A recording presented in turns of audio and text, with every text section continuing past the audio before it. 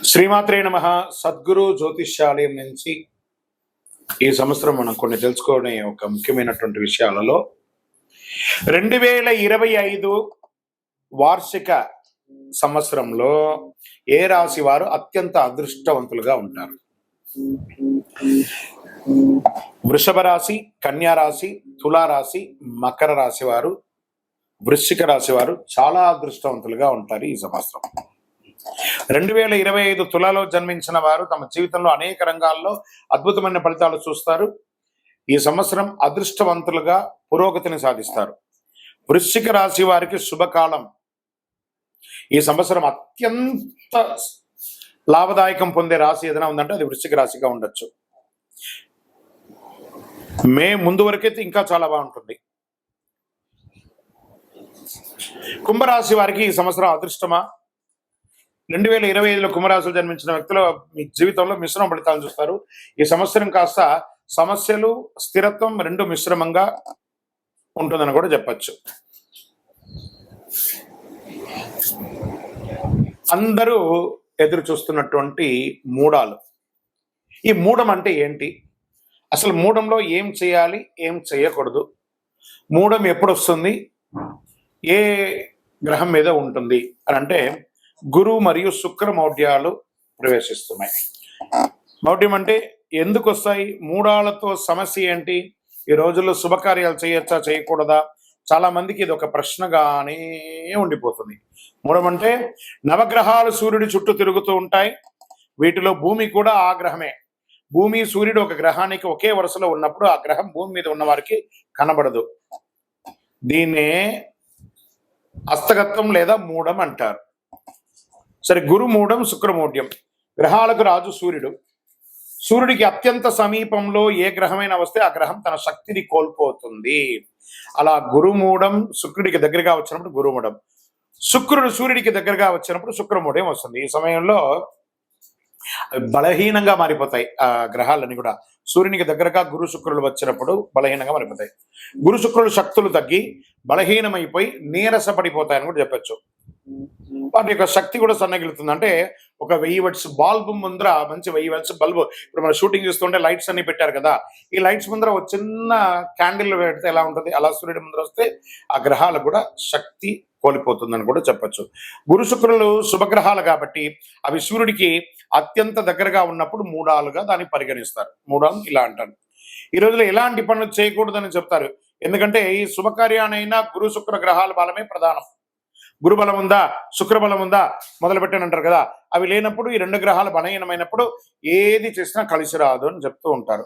మూడంలో ఏ కార్యక్రమాలు నిర్వర్తించకూడదంటే శుభగ్రహాలు గురు శుక్రులు బలహీనంగా ఉన్నప్పుడు కాబట్టి మూడాల్లో వివాహాది శుభకార్యాలు, ఉపనయనాలు, గృహప్రవేశాలు, భూమి పూజలు, శంకుస్థాపన నిషిద్ధం. పుట్టు వెంట్రుకలో తీరాదు, ఇల్లు మారకూడదు. సరే, మూడాల్లో ఏమేమి చేసుకోవచ్చు అంటే అన్నప్రాసనం చేసుకోవచ్చు, ప్రయాణాలు చేయవచ్చు, ఇంటి రిపేర్లు చేసుకోవచ్చు, భూములు కొనడం, అమ్మడం, అగ్రిమెంట్ చేసుకోవడం, ఇవన్నీ చేసుకోవచ్చు. నూతన ఉద్యోగాల్లో కూడా చేరవచ్చు, విదేశాల్లో ఉద్యోగం కోసం వెళ్ళొచ్చు, నూతన వాహనాలు కొనవచ్చు, నూతన వస్త్రాలు కూడా కొనుక్కోవచ్చు, ఇవన్నీ చేసుకోవచ్చు. సరే, మూఢ కాలంలో శుభకార్యాలు చేస్తే ఏమవుతుంది? ఏమైనా తప్పు జరుగుతుందా? మహర్షులు జ్యోతిషాస్త్రరీతిగా పండితులను అనుభవస్తులు చెప్పిన దాని ప్రకారం మూఢం సమయంలో ఏదైనా శుభకార్యం చేసినా అశుభం వినాల్సి రావస్తుంది, కష్టం కలగవచ్చు, నష్టం వాటిల్లవచ్చు. అందుకే మూడాల సమయంలో శుభకార్యాలు చేయకండి అని అన్నారు. గురు శుక్ర మౌఢ్యమి దశలో ప్రవేశిస్తున్న ఈ రాశిపై ప్రతికూల ప్రభావాలు అధిగమించడానికి నివారణ కూడా మనం చేసుకోవచ్చు. రెండు శుభగ్రహాలు తమ శక్తిని కోల్పోతుంది కాబట్టి వివిధ రాశులపై, మనకి 12 రాశులు ఉంటాయి కదా, ప్రభావాలు చెప్తున్నాయి. జ్యోతిష్ శాస్త్ర ప్రకారం ఒక గ్రహం సూర్యుడికి దగ్గరగా ఉన్నప్పుడు ఇది జరుగుతుంది కాబట్టి ఆ రాసులు ఎవరు, ఆ నక్షత్రాలు ఎవరు మనం చూద్దాం. గురు మరియు శుక్రమౌఢ్యం కలిసినప్పుడు 7 రాసులకి 7 నక్షత్రాల వారికి ప్రధానంగా అశుభకరం కాబోతుంది. ప్రతికూల ప్రభావాలు ఎవరు రాశి నక్షత్రాలు ఎక్కువ ఎదుర్కొంటున్నారని చూస్తే మేషరాశి వారు, వృషభ రాశి వారు, మిథున రాశి వారు, కర్కాటక రాశి వారు, తులా, ధనుసు, మీన రాశి వారు కాస్త ఇబ్బంది పడే అవకాశాలు ఉన్నాయి. మరి నక్షత్రాల్లో పూర్వ పల్గుని నక్షత్రం పుబ్బ, ఉత్తరాషాఢ నక్షత్రం, కృతికా నక్షత్రం, అనురాధ నక్షత్రం, ఇవన్నీ కూడా కొంచెం ఇబ్బంది పడే అవకాశాలు ఉన్నాయి. మరియు శుక్రవారాల్లో పుట్టినటువంటి వారు వీరికి కొంచెం ఇబ్బంది పడే అవకాశాలు ఉన్నాయి. నక్షత్రంపై మరియు శుక్రమౌఢ్యం ఈ ప్రభావం ఎలా ఉంటుంది? వేద జ్యోతిష్కుల మౌఢ్య దహనం తిథి సూచిస్తుంది. ఇక్కడ ఒక గ్రహం సూర్యుడికి దగ్గరగా ఉండడం వల్ల రాబోయే గురు మరియు శుక్రమౌఢ్యమి ఒక ముఖ్యమైనటువంటి ఖగోళ సంఘటనను సూచిస్తుంది. కొన్ని దేశాలలో అనర్థాలు జరిగే అవకాశాలు ఎక్కువ కూడా ఉన్నాయి. గురుమౌఢ్యం సమయంలో జ్ఞానం విస్తరణ మరియు దయ యొక్క గ్రహమైన బృహస్పతి అతి శక్తిని కోల్పోతుంటాడు. ఈ జ్ఞాన ఆధ్యాత్మిక మరియు వృద్ధికి సంబంధించిన విషయాలు ప్రభావితం చేస్తుంది. కాబట్టి ఈ పర్టికులర్ రాశి వాళ్ళు చదువుకునే వాళ్ళు కానీ విద్యార్థులు కానీ చాలా శ్రమ పడాల్సి ఉంటుంది. బృహస్పతి యొక్క సానుకూల ప్రభావాలతో తాత్కాలిక తగ్గుముఖం ఉంటుంది. ప్రేమ, అనుబంధం, బంధాలు ఇవన్నీ కూడా కొంచెం ఇబ్బంది పడే అవకాశాలు ఉన్నాయి. ఒకళ్ళ భార్యాభర్తల మధ్య సఖ్యత కోల్పోవడము ఇవన్నీ శుక్రమౌఢ్యం ద్వారా వస్తుంది.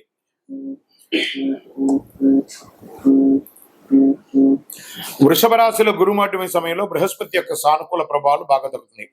ఆస్తులు కొనడం, అమ్మడం, కొత్త పని ప్రారంభిస్తారు. వివాహ నిశ్చితార్థాలు, గృహప్రవేశాలు, కొత్త వ్యాపారాలు ప్రారంభిస్తారు. కొంత గురుమౌఢ్యంలో కొన్ని రాశులు మిగతా రాశుల వారికి లాభం అని చెప్పారు సరే.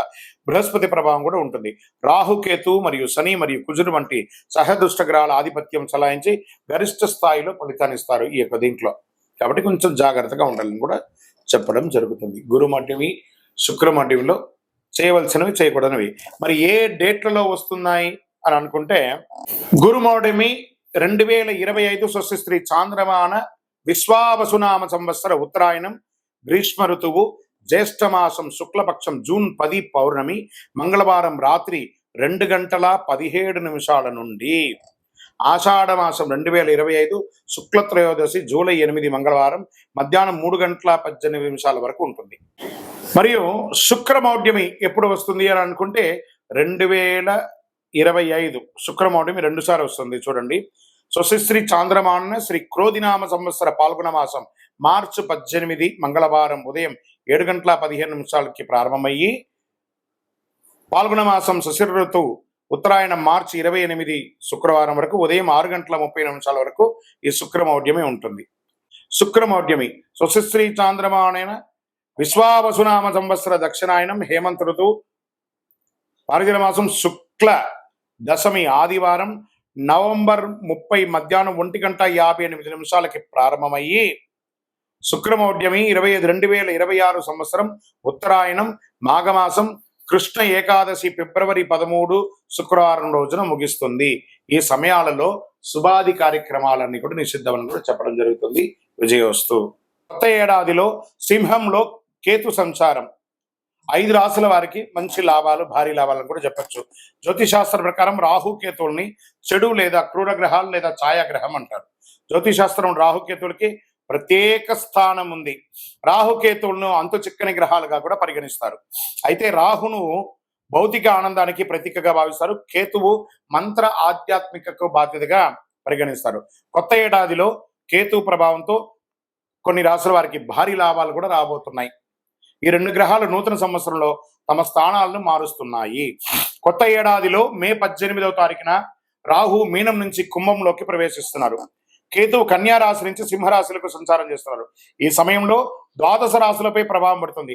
అయితే కేతు సంచారం వేళ కొన్ని రాశుల వారికి మెరుగైన ఆర్థిక ప్రయోజనాలు కలుగుతున్నాయి. ఈ జాబితాలో మీరున్నారా? ఒకసారి చూద్దామా. మకర రాశి వారు, ఈ రాశి నుంచి కేతు 8వ స్థానం నుంచి సంచారం చేస్తున్నాడు.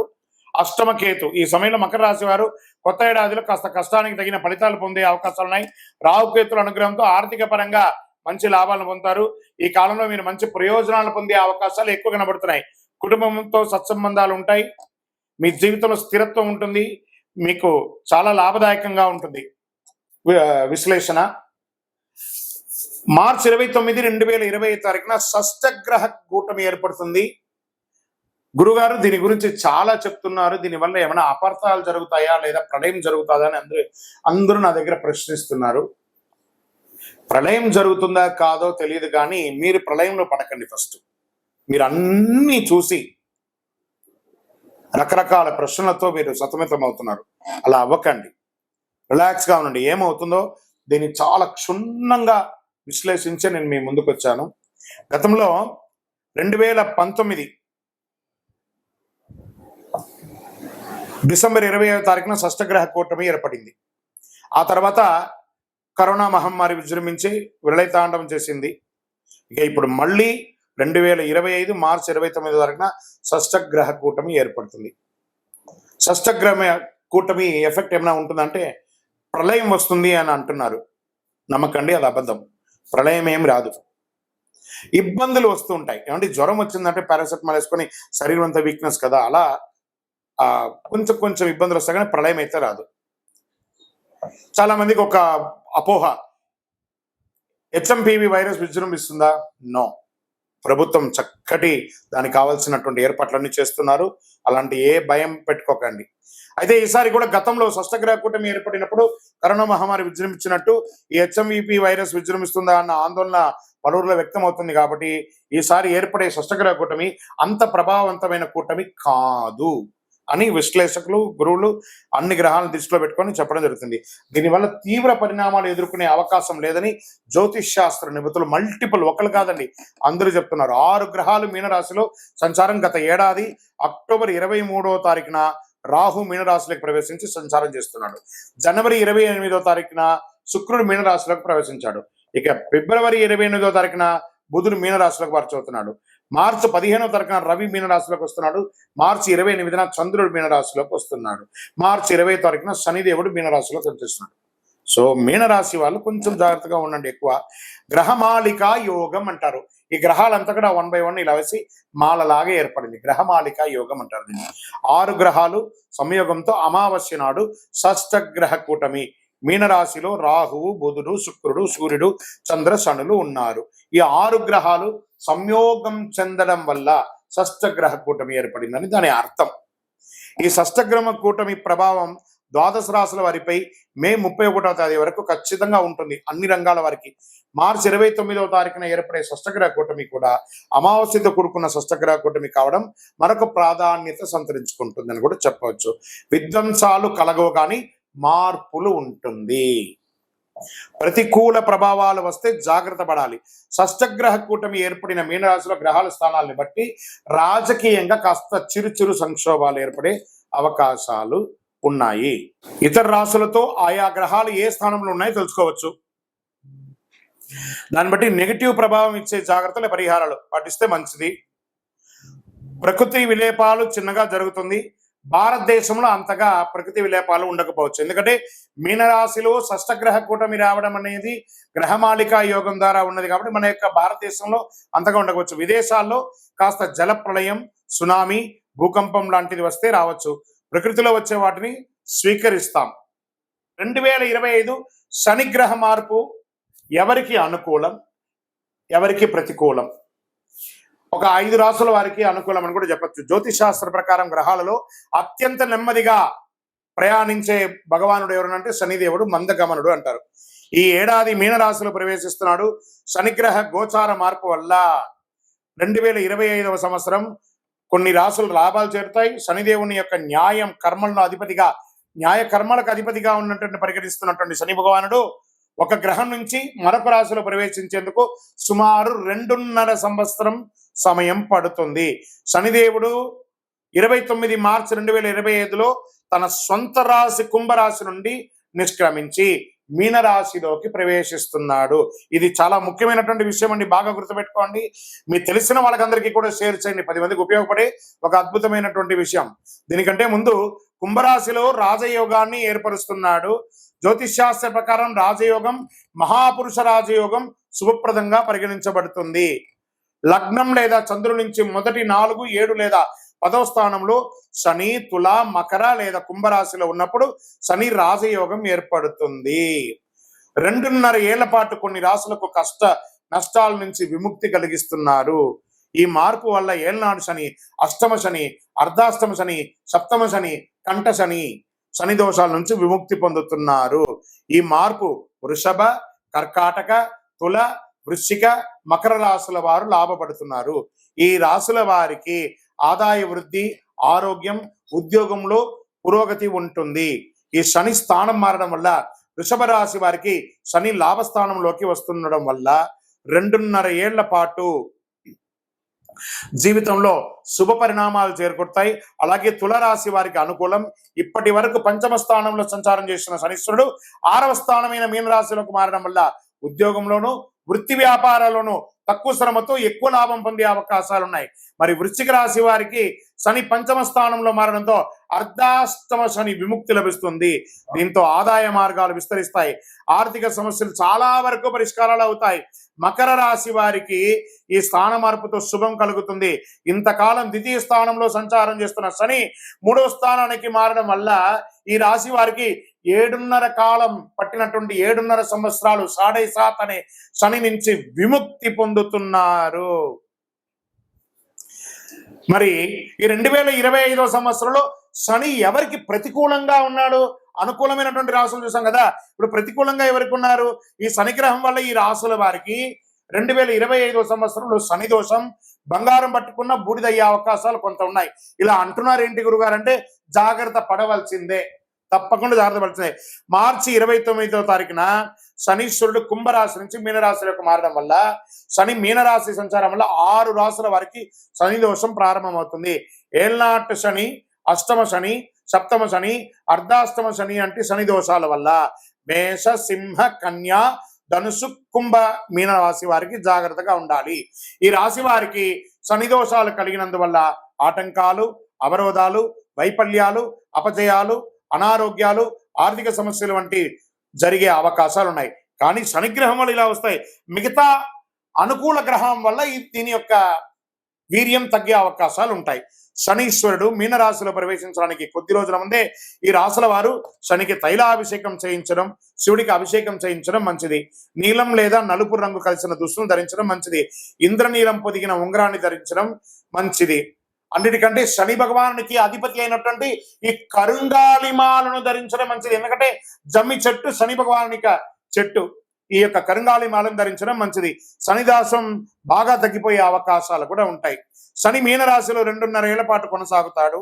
మేషరాశి వారికి వ్యయస్థానంలో శనీశ్వరుడు ప్రవేశించడం వల్ల దూర ప్రాంతాల్లో ఉద్యోగం, ఉన్న స్థానం నుంచి మారడం, దూర ప్రాంతానికి బదిలీ అవ్వడం, లేదా ఆశించిన ప్రమోషన్స్ రాకపోవడం, వ్యాపారాల్లో మందకోటిగా రావడం, రావాల్సిన డబ్బులు సకాలంలో రాకుండా ఉండడం, పదోన్నతి, వేతనాలు పెరుగుదల వంటి ఆశాజనకంగా ఉండకపోవచ్చు. ప్రతి పనిలోనూ వ్యయ ప్రయాసాలు కలుగుతాయి. బంధుమిత్రుల వల్ల ఆర్థికంగా నష్టపోయే అవకాశాలు ఉంటుంది. మిత్రులే శత్రువులు అయ్యే అవకాశాలు ఉన్నాయి.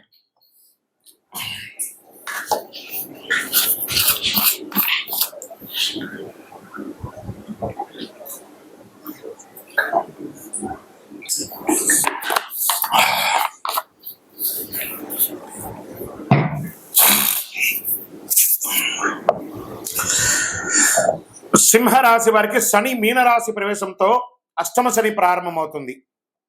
దీనివల్ల ప్రతి పని ఆలస్యమే అవుతుంది. కుటుంబంలో ఊహించని సమస్యలు తలెత్తుతాయి. రావాల్సిన డబ్బులు ఒక పట్టాన చేతికి రాదు. ఆర్థిక వ్యవహారాలు, ఆర్థిక లావాదేవీలు నష్టాలు కలుగుతాయి. ఉద్యోగంలో శ్రమాధిక్యంగా ఉంటుంది. వృత్తి వ్యాపారాలు మందగిస్తాయి. ఉద్యోగ, పెళ్లి ప్రయత్నాల ఆటంకాలు ఎక్కువగా ఉంటాయి. ముఖ్యమైన ప్రయత్నాలు శ్రమ తప్పకపోవచ్చు. మరి కన్యా రాశి వారికి సప్తమ స్థానంలో శని సంచారం వల్ల పెళ్లి సంబంధాలు చివరి దాకా వచ్చి వెనక్కి వెళ్ళే అవకాశాలు ఉంటాయి. దాంపత్య జీవితంలో సమస్యలు వచ్చే అవకాశాలు ఉన్నాయి. సంతాన సాఫల్యం కొంచెం నిరాశాజనకంగా ఉండే అవకాశాలు ఉన్నాయి. పార్ట్నర్షిప్ లేదా భాగస్వామి ద్వారా సమస్యలు తలెత్తే అవకాశాలు ఉన్నాయి. వ్యాపారాల్లో విభేదాలు వచ్చే అవకాశాలు ఉన్నాయి. శ్రమ ఎక్కువ, ఫలితం తక్కువ. వృత్తి జీవితంలో విరామం లేకుండా పరిగెడుతూ ఉంటారు. శని మార్పు వల్ల ధనుసుకి చతుర్థ స్థానంలో శని ప్రవేశించడం వల్ల అర్ధాష్టమ శని దోషం కలుగుతుంది. దీనివల్ల ఆస్తిపాస్తులకు సంబంధించిన సమస్యలు తలెత్తే అవకాశాలు ఉన్నాయి. గృహ, వాహన ప్రయత్నాలకు బ్రేకులు పడతాయి. తల్లి ఆరోగ్యం ఇబ్బంది పడుతుంది. కుటుంబంలో సుఖ సంతోషాలు తగ్గుతాయి. ఉద్యోగంలో ప్రాధాన్యత తగ్గే అవకాశాలు ఉంటుంది. ఆదాయ ప్రయత్నాలు ఆటంకాలు కలుగుతాయి. అనారోగ్య సమస్యలు కలిగే అవకాశాలు ఉన్నాయి. కష్టార్జితం వృధా కాకుండా చూసుకోండి. మరి కుంభరాశి వారికి 3వ దశ ఏళ్నాడు శని దోషం ప్రారంభం అవుతుంది. దీనివల్ల ఆర్థిక సమస్యలు కలుగుతాయి. రావాల్సిన డబ్బు ఒక పట్టాన చేతికి రాదు. ధనాదాయం బాగా తగ్గుతుంది. డబ్బు తీసుకున్న ఇచ్చిన 10 పరిష్కారాలు కావడానికి చాలా కాలం పడుతుంది. కుటుంబంలో అన్నదమ్ముల మధ్య, అక్కచెల్లెల మధ్య చికాకులు తలెత్తుతాయి. శుభ కార్యక్రమాలకి ఆటంకాలు ఏర్పడతాయి. వృత్తి వ్యాపారంలో లాభాలు తగ్గే అవకాశాలు, శ్రమ ఎక్కువ కలిగే అవకాశాలు ఉన్నట్టుగా కనబడుతుంది. మరి మీనరాశి వారికి శని వల్ల శని ప్రవేశంతో 2వ దశ ఏళ్ళనాడు శని ప్రారంభం అవుతుంది. కొద్దిగా అనారోగ్యం పీడిస్తుంది, ఉద్యోగంలో ప్రభావం చూపుతుంది, వృత్తి వ్యాపారంలో సమస్యలు వచ్చే అవకాశాలు ఉన్నాయి, ప్రయాణాల వల్ల నష్టాలు తప్పవు, ఉద్యోగం పెళ్లి ప్రయత్నాల్లో ఆటంకాలు ఎక్కువ ఉంటాయి, విజయ సాఫల్యం బాగా తగ్గిపోతుంది, ప్రతి పనికి బాగా శ్రమ పడాల్సి ఉంటుంది, విపరీతమైనటువంటి ప్రయాణాలు ఉండే అవకాశాలు కనబడుతున్నాయి, వ్యయ ప్రయాసాలు చాలా ఉన్నాయి, ఆర్థిక లావాదేవీలు పెట్టుకోకండి, స్పెక్యులేషన్ షేర్ మార్కెట్ అసలు ముట్టుకోకండి. విజయోస్తు. ఈ వారాహి కందదీపం, వారాహికి ఈ వారాహి అమ్మవారి యొక్క పూజ ఈ మధ్య చాలా అన్ని చోట ఆశేతి హిమాచలం పెరిగింది చూసారా. 16 శుక్రవారాలు చేస్తున్నారు. ఆ దీపాన్ని ఎలా పెట్టచ్చు అంటే ఆ దీపంలోనే అమ్మవారిని ఆవాహనం చేయవచ్చు. ఫోటో ముందు కానీ విగ్రహం ముందు కానీ ఈ కంద దీపాన్ని పెట్టవచ్చు. కందగడ్డను శుభ్రంగా కడిగి పసుపు కుంకుమతో అలంకారం చేయాలి. కొంచెం ఆ కోసిన చోట కొంచెం దీపం వచ్చేలా కొంచెం గుంత తీసుకొని అందులో నెయ్యి పోసి దీపం పెట్టాలి. కంద దీపం పెట్టిన సమయంలో మామూలు దీపం కాకుండా రెగ్యులర్ దీపం కూడా ఒకటి పెట్టాలి. కంద దీపంతో పాటు నార్మల్ దీపం కూడా ఒకటి పెట్టాలి. అమ్మవారికి ధూపదీప నైవేద్యం సమర్పించాలి.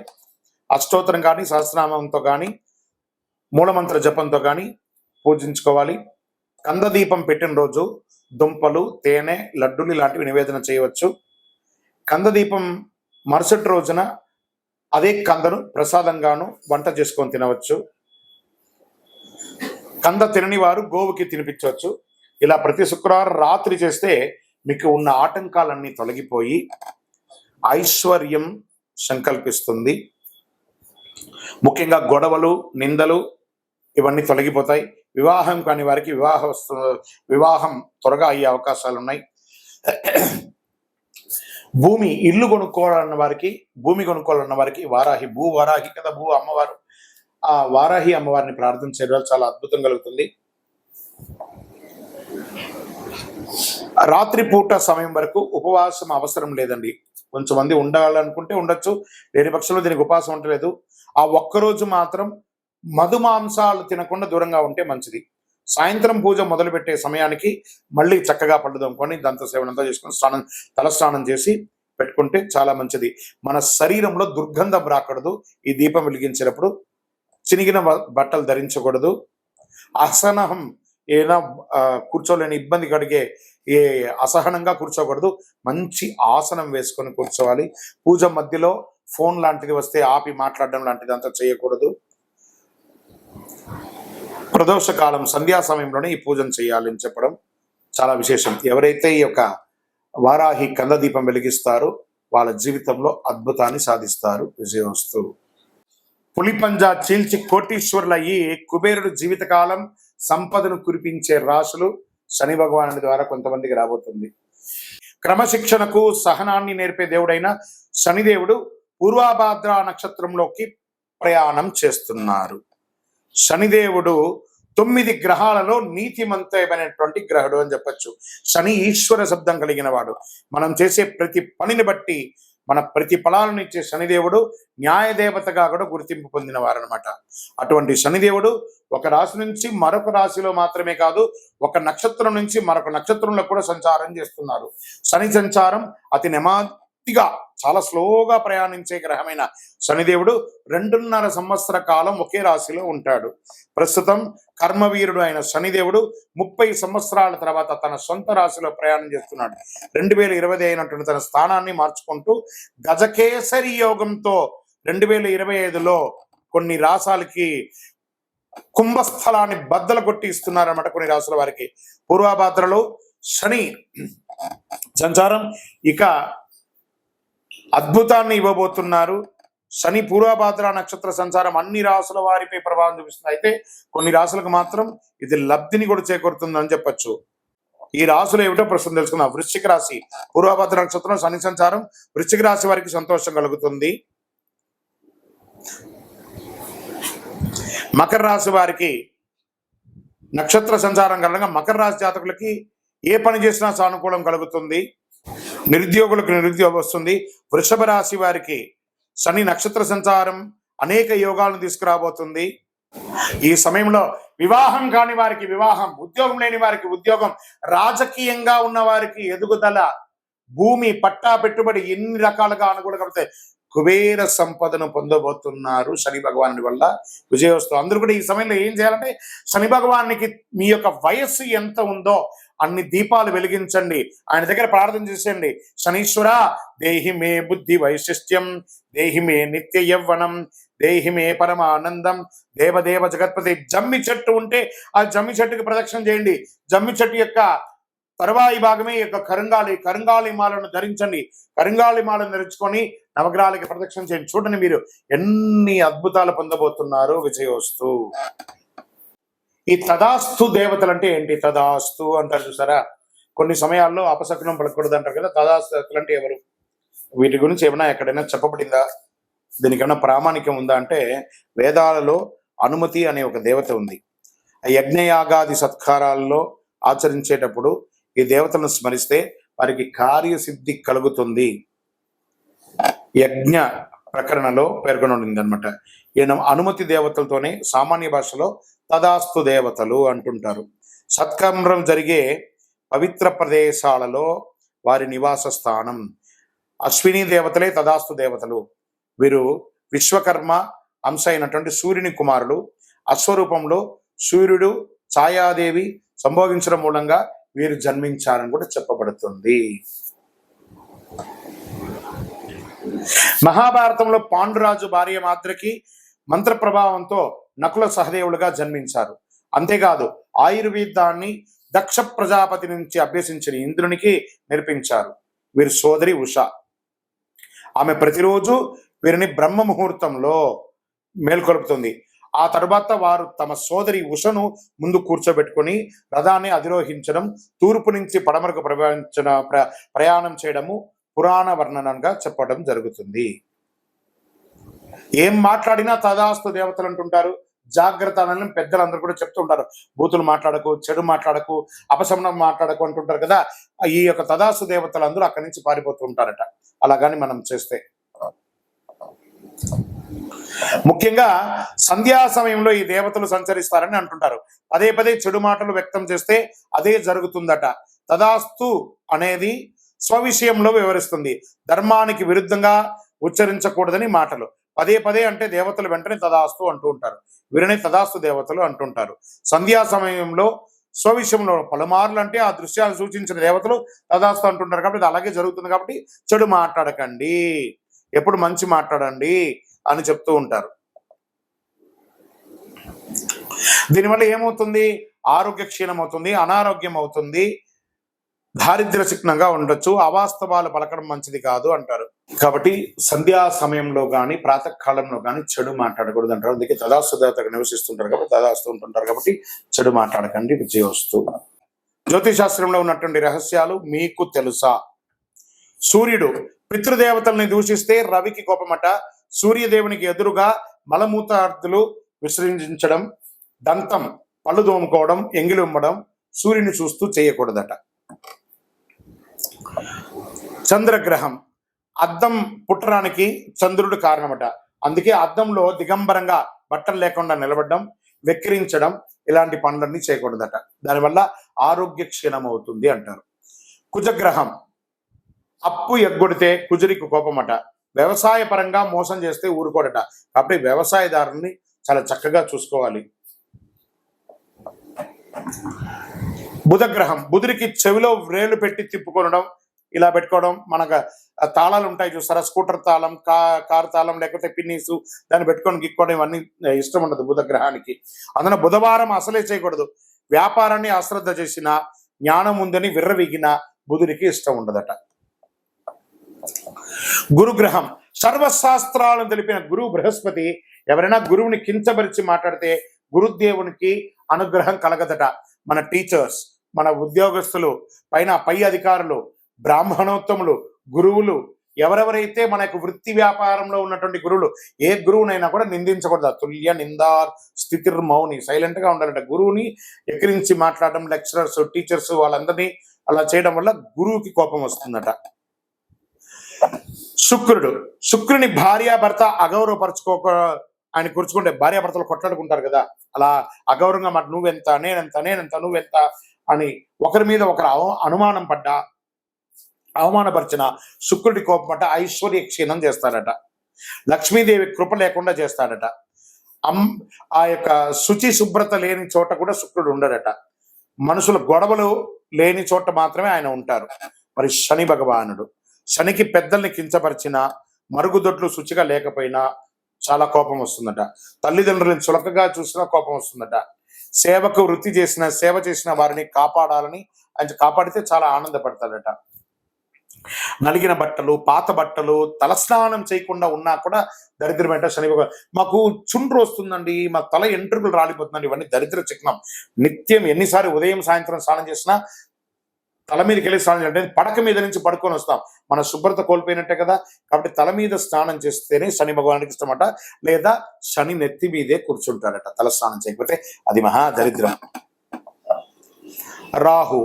రాహు వైద్య వృత్తితో పేరుతో మోసగించిన, సర్పములను ఏమైనా చేసినా ఆయన కోపం వస్తుందట.